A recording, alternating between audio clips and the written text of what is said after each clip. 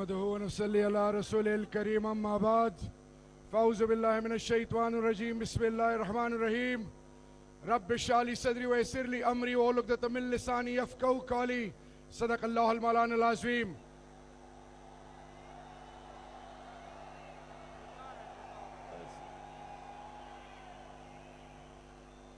میرے اٹک کے غیرت مند کلمہ گو پاکستانیوں السلام علیکم.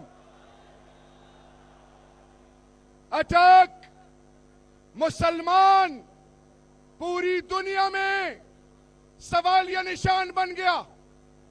شیعہ، سنی، دیوبندی، بریلوی، عرب، عجم، تم ہاتھ ادھر باندھتے ہو، تم ہاتھ ادھر باندھتے ہو، تمہارے ہاتھ کھلے ہیں.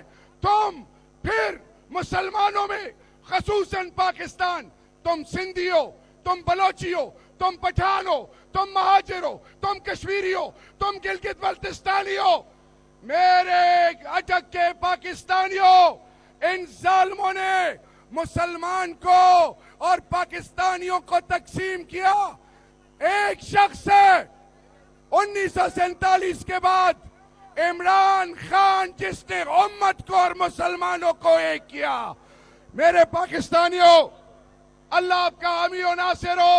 عمران خان کا ساتھ دینا ہے اور عمران خان کو کامیاب بنانا ہے. عمران خان کی کال پہ نکلو گے.